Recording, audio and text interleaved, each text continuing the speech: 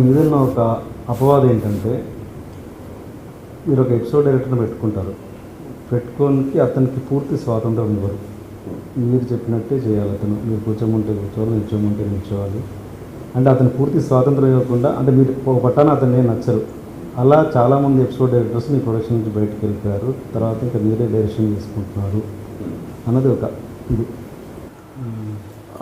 ఇది అపవాదే 100%. ఎందుకంటే నా దగ్గర చేయడానికి చాలా ఇష్టపడతారు, ఎందుకంటే వాళ్ళకి ఈజీగా ఉంటుంది వర్క్. నేను చెప్పేది అంత క్లారిటీ ఉంటుంది అనమాట. ప్లస్ ఫుల్ ఫ్రీడమ్ ఇచ్చేస్తాను. నేను యాక్ట్ చేస్తున్నా కూడా ఎప్పుడు ఇన్వాల్వ్ అవుతాను. నేను ఇన్వాల్వ్ అవ్వకపోతే వాళ్ళు ఫీల్ అవుతారు, సార్ మీరు ఉన్నారు కదా సార్ మీరు చెయ్యండి అని అడుగుతారు. అప్పుడు నేను చేస్తాను. అండ్ ఒక పెద్ద సెటప్ వచ్చింది అనుకోండి, ఇప్పటికీ డైరెక్టర్ వేరే అతను ఉన్నా కూడా నాకు సార్ మీరు 27th మీరు ఖాళీ ఉన్నారా సార్, పెద్ద సీన్ సెటప్ ఉంది అని. ఎందుకంటే ఆ మేకింగ్ అనేది ఒక్కొక్క కెపాసిటీ అండి. మీ మైండ్ సెట్ కెపాసిటీకి మీరు ఎక్కువ టైం తీసుకుంటారు, నా మైండ్ సెట్ కెపాసిటీకి నేను తక్కువ టైం తీసుకుంటాను. ఎక్స్పీరియన్స్ ఒకటే కాదు, ఇక్కడ క్రియేటివిటీకి కొలమానాలు లేవు. మీరు చేసిందే గొప్ప, నేను నాకంటే స్పీడ్ చేసేవాడు ఉండొచ్చు, నాకంటే స్లో చేసి బాగా చేసేవాడు ఉండొచ్చు, నేను బాగా చేయకపోయినా ఫాస్ట్ చేసి ఉండొచ్చు. ఎక్కడ ఏది ఇంపార్టెంట్ అనేది కూడా తెలిసినవాడు కూడా ఉంటాడు మళ్ళీ. సో ఇలాగ నా దగ్గర పనిచేసిన ఎపిసోడ్ డైరెక్టర్స్ మానేసిన వాళ్ళు మాత్రం ఒక్కడు కూడా నేను తీసేసిన వాళ్ళు లేరు.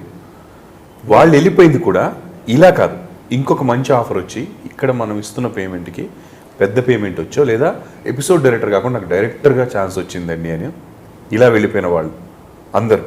లేదా ఛానల్ వాళ్ళు ప్లీజ్ అండి ఆ డైరెక్టర్ సెట్ అవ్వట్లేదు దయచేసి మార్చండి అంటే మార్చిన వాళ్ళు తప్ప, మీరు చెప్పిన విధానంలో వెళ్ళిన డైరెక్టర్ అయితే నాకు ఒక్కళ్ళు కూడా కనపడలేదు. అలా అతను వెళ్ళి ఉంటే నాకు అబద్ధం చెప్పి వెళ్ళినట్టు లెక్క. అది నాకు తెలియదుగా, నేను ఎందుకు రియాక్ట్ అవుతాను? నాకు నిజం చెప్తే నేను రియాక్ట్ అవుతాను.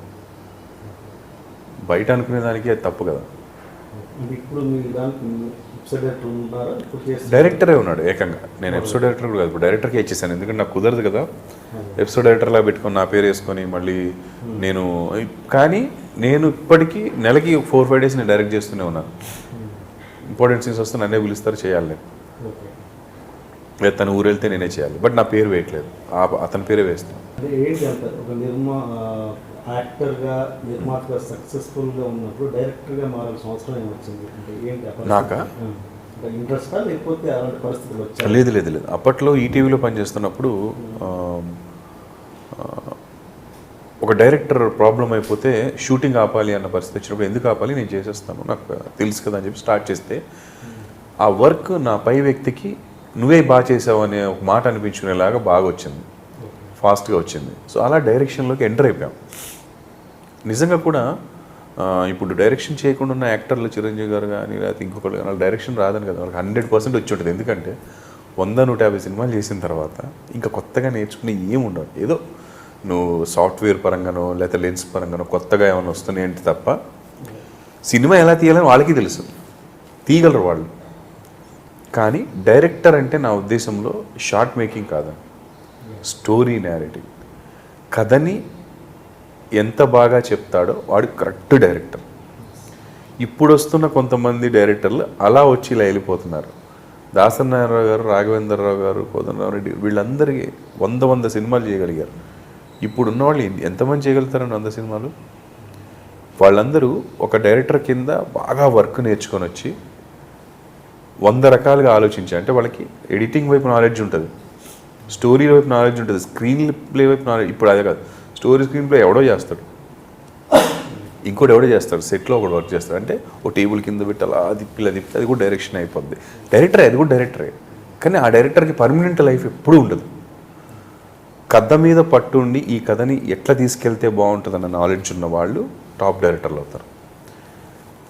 స్టోరీ డైరెక్షన్ చేసిన వాళ్ళు ఎక్కువ మంది ఉంటారు చూడండి, ఓన్లీ డైరెక్షన్ చేసిన వాళ్ళు చాలా తక్కువ సినిమాలు చేస్తుంటారు నాకు తెలిసి. అది రోజు కూలీ టైప్ అనమాట. ఇంకా డైరెక్షన్ అది క్రియేటివ్ జాబ్ కాదు నిజానికి, ఓన్లీ డైరెక్షన్ అంటే. కథ స్క్రీన్ ప్లే డైరెక్షన్ అని ఉన్న వాళ్ళకి ఎక్కువ, అంటే ఊరికే చేసుకునే వాళ్ళు ఎవరు ఉంటే నాకు తెలియదు, కానీ ఒరిజినల్గా చేసే వాళ్ళకి ఎక్కువ లైఫ్ ఉంటుంది. అంటే తను రాసుకున్న కథని తను ఎలా నేరేట్ చేయాలనేది. ఇప్పుడు కథ డైరెక్షన్ అంటే షార్ట్ తీయడం. ఇప్పుడు ఏ జనరేషన్ అయినా సార్, నేను కథా స్క్రీన్ ప్లే మీద పట్టున్న వాళ్ళే ఎక్కువ బాగా సక్సెస్ఫుల్గా చేయగలుగుతారని నా నమ్మకం. అలా లేకుండా చేసేవాళ్ళు ఎంత పెద్ద హిట్ కొట్టినా కూడా అది కథ వల్లనో స్క్రీన్ ప్లే వల్లనో హిట్ కొట్టినా వెళ్ళిపోతారు. నాగేంద్రరావు గారు ఓన్లీ డైరెక్షన్ చేస్తారు. ఇప్పుడు కథ స్క్రీన్ ప్లే ఒక సినిమా చేసి ఉండొచ్చు కథ బాగా నచ్చేసి, బట్ కథను ఎక్కించుకుంటారు ఫుల్గా.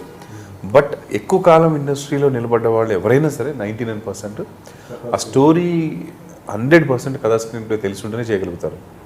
అంటే మినిమం వాళ్ళకి ఆ నాలెడ్జ్ లేకపోతే ఏమవుద్దంటే అతను ఏదో తీయడంలో అసలు సింక్ అవ్వయి, అది కరెక్ట్ కాదు. అది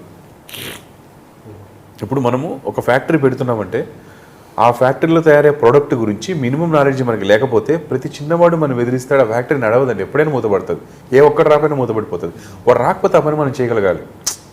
అప్పుడు నువ్వు దాన్ని లేకపోతే చాలు. ఇప్పుడు ఒక రైటర్ రాలేదంటే షూటింగ్ ఆపేస్తే ₹1,00,000 లాస్ అయిపోద్దండి. నేను ఆ రోజు రాసేస్తా సీన్లు, రాసేయగలను. ఏదో ఒకటి చెత్త కదండి, దాన్ని అయ్యేలాగా రాయగలిగిన వాడు సక్సెస్ఫుల్, అంతే. ఇప్పుడు టీవీ ఉన్న డైరెక్టర్లకిను సినిమా డైరెక్టర్లకి అదే తేడా. టీవీలో వచ్చే డైరెక్టర్లు అంటే డైరెక్టర్లను పేరేస్తున్నారు కానీ అట్లా డైరెక్టర్స్ అవ్వరాడు. అసలు వాళ్ళకి ఏమవుతుందో తెలియదు, ఎపిసోడ్లో ఏంటో తెలియదు. పాపం వాళ్ళకి ఇచ్చిన పేజీలు గీట్లు కొట్టేయడం చేసేయడం, అలాంటి పరిస్థితి వచ్చేసింది. ఏం చేయలేదు దానికి. అట్లా సినిమాలకు ఒకప్పుడు సెకండ్ యూనిట్లో ఉండేవాళ్ళు. అంటే ఒక పెద్ద డైరెక్టర్కి 2-3 సినిమాలు ఉన్నప్పుడు ఒక అతను ఈయనే గీతలు కొట్టేసి అవి తీసేయని చెప్పేటారు. రిజల్ట్ కూడా అట్లే ఉంటుంది తర్వాత. సీరియల్కి ఏంటంటే డైరెక్షన్ మీద రిజల్ట్ ఉండదు, డైరెక్షన్ హెల్ప్ అవుతుంది అంతే. స్క్రీన్ ప్లే మీద రిజల్ట్ ఉంటుంది. నాకు తెలిసినంతవరకు, నేను చూసినంత వరకు ఇప్పుడు మంజులా నాయుడు గారి సీరియల్స్ ఆవిడ స్క్రీన్ ప్లే చేయకుండా ఉండి సక్సెస్ అయిన సీరియల్ ఒక్కటి కూడా లేదు. ఆ ప్రాజెక్ట్ అక్కడ చేశారు ఆవిడ చేయకుండా, సక్సెస్ ఉండదు. అది కొంతమందికే ఇస్తాడు దేవుడు ఆ క్రియేటివిటీ, అది కరెక్ట్గా. జనాలు అనుకుంటారు మొత్తం మనం కష్టపడి చేసాం, మనం రాసాం, వచ్చి జస్ట్ స్క్రీన్ ప్లే చేయని చెప్పగానే ఆడకా అనుకుంటారు. కరెక్ట్. కూరంతా నువ్వు వండు, కూరగాయలు నువ్వు కట్ చేస్తావు, నువ్వు కడుగుతావు, ఉల్లిపాయలు వస్తావు, కరివేపాకు వేస్తావు, అన్నీ వేస్తావు. ఉప్పు కారం నేను వేస్తేనే కరెక్ట్గా ఉంటుంది, నువ్వు వేస్తే అది మొత్తం తీసుకెళ్ళి తొప్పలో పడేది, ఎవరు తిండు. నీకు ఉప్పు కారం వేయడం తెలియదు. That is what the screen play అండి. నా ఉద్దేశంలో మాత్రం టెలివిజన్కి అది స్క్రీన్ ప్లే. అది చాలామందికి తెలియక వాళ్ళు ఏళ్ళు పెడుతున్నారు, వీళ్ళు ఏళ్ళు పెడుతున్నారు అనుకుంటారు. నీకు తెలిస్తే వాళ్ళు ఏళ్ళు పెట్టట్లేదు, హెల్ప్ చేస్తారని అర్థం అవుతుంది. తెలియనప్పుడు ఏళ్ళు పెడుతున్నట్టు అనిపిస్తుంది. స్నేహాల గురించి మాట్లాడితే మీకు మంచి స్నేహితులు ఉన్నారు, 2 పోటు వేసిన స్నేహితులు కూడా ఉన్నారు. అలాంటి పేర్లు చెప్పొద్దు కానీ సంఘటనలు చెప్పండి. మంచి స్నేహితులు, చెడ్డ స్నేహితులు అంటే అందరూ మంచి స్నేహితులే ఉన్నారు. చెడ్డ స్నేహితులు ఎవరూ లేరు.